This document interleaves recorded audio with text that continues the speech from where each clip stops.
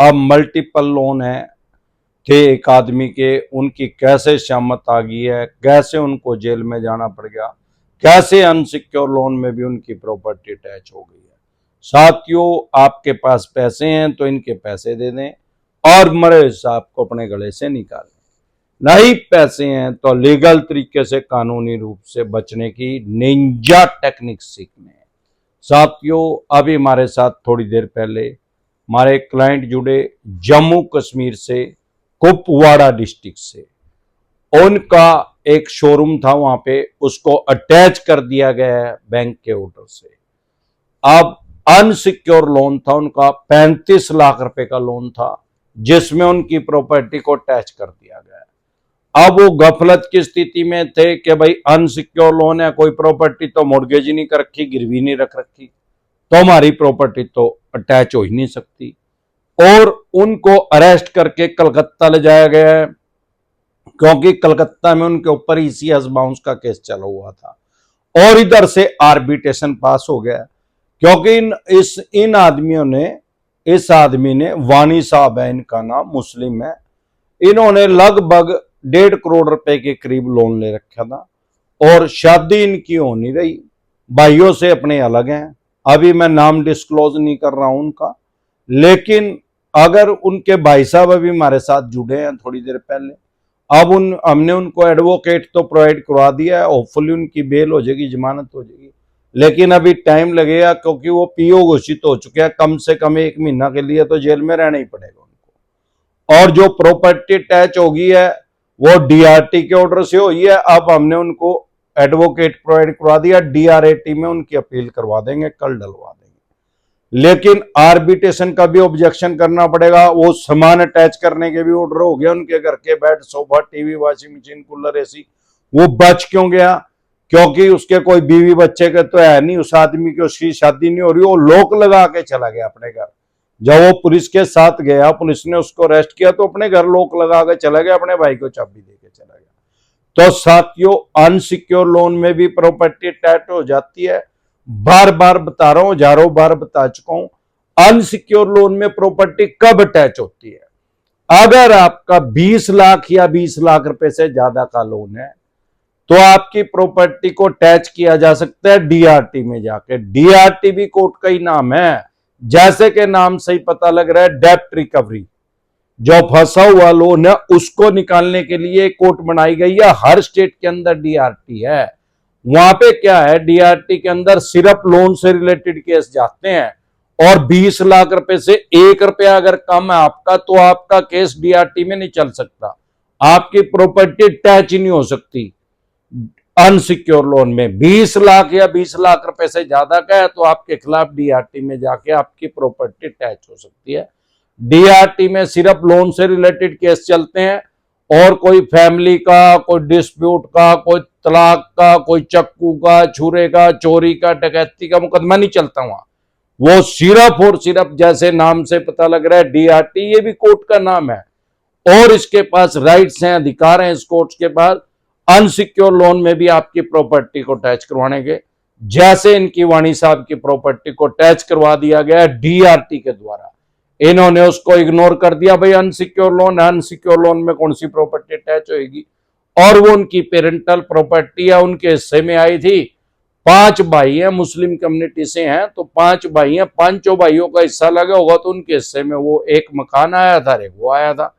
अब वो मकान तो चलो बच गया, हो सकता है उस बैंक को ना पता हो, या क्योंकि 35 लाख रुपए का था उनका लोन और उसकी प्रॉपर्टी की वैल्यू ज्यादा है क्योंकि वो शोरूम है, तो उसको अटैच करके अपने पैसे रिकवर करने की कोशिश करेगा बैंक।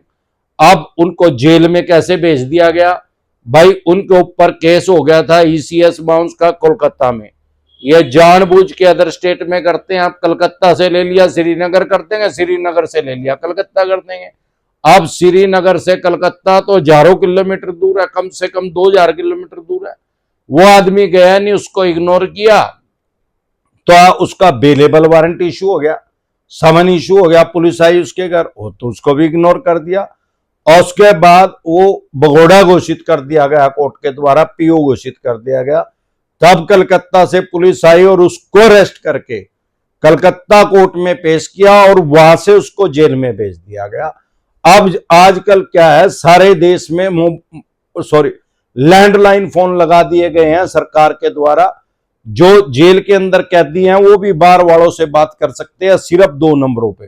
अब उन्होंने अपने भाई का नंबर दिया होगा, अपने भाई से बात की, उसको बोला भाई इन्होंने तो जेल में भेज दिया। अब उन्होंने हमारी टीम से संपर्क किया, मेरे से एडवाइस ली टेलीफोनिकली। मैंने उनको बताया भाई अब कम से कम 1 महीने के लिए न्यायिक हिरासत में चला गया, कम से कम 1 महीने के लिए जेल में जाना पड़ेगा, जेल में रहना पड़ेगा, क्योंकि पीओ हो चुका है, भगोड़ा घोषित हो चुका है, उसकी मिनिमम सजा 1 महीना है। 1 महीने से पहले बेल लगाने का कोई फायदा नहीं है। तो साथियों, ऐसी गलती ना करें कि किसी को जेल में जाना पड़े। ये बेलेबल ऑफेंस है, जमानती अपराध है, सेम डे जमानत हो जाती है, बाय एंड जमानत हो जाती है। 2 मिनट के लिए भी जेल नहीं जाना पड़ता, 1 मिनट के लिए भी नहीं जाना पड़ता। 1 महीने के लिए जो ये जेल में गए हैं वाणी साहब, अपनी गलती की वजह से गए हैं, अपनी बेवकूफी की वजह से गए हैं, अपनी गलफलत की वजह से गए हैं। क्योंकि कोर्ट की अवमानना अगर करेंगे तो वो क्राइम है, लोन की ईएमआई डिफॉल्ट होना क्राइम में कंसिडर नहीं होता। और इधर से एक बैंक ने क्या किया, क्योंकि इनके मल्टीपल लोन है, लगभग 1.5 करोड़ के करीब है, आर्बिट्रेशन इंप्लीमेंट कर दिया, लागू कर दिया, आर्बिट्रेशन का नोटिस भेज दिया। Sole arbitration and conciliation act 1996 के अकॉर्डिंग उन्होंने उसका रिप्लाई नहीं दिया तो 4 महीने के अंदर अंदर ऑर्डर पास कर दिया। कानून की भाषा में अवार्ड बोलते हैं। अवार्ड पास करके ऑर्डर दे दिए उसके, भाई इसके घर का सामान अटैच कर दो, bed, sofa, TV, washing machine, cooler, AC, कोई व्हीकल है उसको अटैच कर दो, अगर कोई सैलरीड है तो उसको अटैच कर दो सैलरी को, और किसी अन्य बैंक में अकाउंट है तो उसको होल्ड कर दो। अब दिक्कत कहां आई कि वो जैसे लोक लगा हुआ था, उस बैंक वाले आए सामान अटैच करने के लिए, तो ताला तो तोड़ नहीं सकते उसका, क्योंकि प्रॉपर्टी अटैच करने के तो ऑर्डर दे नहीं सकता सोल आर्बिट्रेटर। लेकिन कहते हैं जब बुरा वक्त आता है तो वो चारों तरफ से आता है, वो पूरा पैकेज लेके आता है अपने साथ। एक तरह से बुरा वक्त नहीं आता कभी भी किसी भी आदमी के ऊपर। जितने भी दुनिया में आदमी है उनके ऊपर कभी ना कभी, अगर वो मैच्योर है तो बुरा टाइम जरूर आया है और आएगा, फ्यूचर में भी आ सकता है। लेकिन बुरा टाइम जो है हमें स्ट्रोंग बनाने के लिए आता है, ताकतवर बनाने के लिए आता है। जब तक किसी आदमी का बुरा टाइम नहीं आएगा तो स्ट्रोंग बनेगा ही नहीं, बन ही नहीं सकता। क्योंकि जब भी भगवान को किसी को स्ट्रोंग बनाना है या कोई भी आदमी दुनिया में कोई बड़ा काम करेगा तो उसको कोई ना कोई बड़ा झटका जरूर लगेगा। अगर बड़ा झटका नहीं लगेगा तो वो बड़ा काम कर ही नहीं सकता। दुनिया में जितने आदमियों ने कोई भी बड़ा काम किया है उनको बड़ा झटका लगा ही लगा है। तो साथियों, ऐसी गफलत की स्थिति में ना रहें, क्योंकि मैं बता चुका हूं अब डीआरएटी में तो इनकी अपील कर दी, लेकिन अब गदीगेड़ है, क्योंकि बैंक उस प्रॉपर्टी के कब्जा ले चुका है, पोजीशन ले चुका है उसका। इसीलिए कहते हैं प्रिवेंशन बेटर देन क्योर, इलाज से हमेशा परहेज बेहतर है। आपने लीगल तरीके से कानूनी रूप से बैंक से पैसा लिया है, उसने कोई एहसान नहीं किया आपके ऊपर। आपकी आईटीआर देखी, इनकम टैक्स रिटर्न देखी, बैंक स्टेटमेंट देखी, आप सैलरी थे, आपकी सैलरी स्लिप देखी, एफआई करी, फील्ड इन्वेस्टिगेशन करी, एचडी करी, होम डिस्कशन करी, क्या नहीं किया बैंक ने, हर तरीके से आपको तोला है, तब आपको पैसा दिया, आपके ऊपर एहसान नहीं किया। कानूनी रूप से आपको पैसा दिया है, किसी भी वजह से आप फंस गए तो कानूनी रूप से ही गस्सा लगाओ उसको। इनलीगल तरीके से, गैर कानूनी तरीके से गस्सा लगाने की स्कीम बनाओगे तो जेल में जाना पड़ेगा, जैसे वाणी साहब गए हैं। लीगल तरीके से, कानूनी रूप से इनके लोन को बुढ़ा कर दो, कानूनी रूप से गस्सा लगा दो। भाई ये अगर चक्कू लेके आ रहे हैं तो फॉर एग्जाम्पल तो आप बंदूक ले आओ, ये बंदूक लेके आ रहे हैं तो तोप लेके आ रहे हैं, मिराज बम गिरते हैं इनके ऊपर। लीगल तरीके से, कानूनी रूप से इनसे आगे रहो। ये डाल है, बात है। कानूनी रूप से गस्सा लगाओ तो गस्सा लगाने की निंजा टेक्निक सीख के गस्सा लगाओ।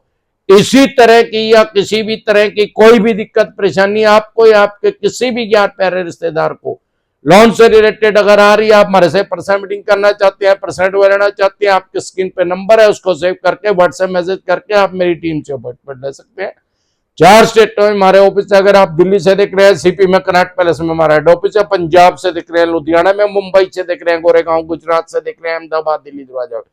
इसके अलावा अलग अलग स्टेट में मैं टाइमली आता रहता हूँ। आपकी स्टेट में कब आ रहा हूँ, आप अपनी स्टेट में मेरे से पर्सनल मीटिंग करना चाहते हैं, पर्सनल एडवाइस लेना चाहते हैं या टेलीफोनिक एडवाइस लेना चाहते हैं, तो आप स्क्रीन पे नंबर है, उसको सेव करके व्हाट्सएप मैसेज करके आप मेरी टीम से अपॉइंटमेंट ले सकते हैं। एक बार जोर से मिलकर नारा लगाएंगे, जय ससुराल वालों की।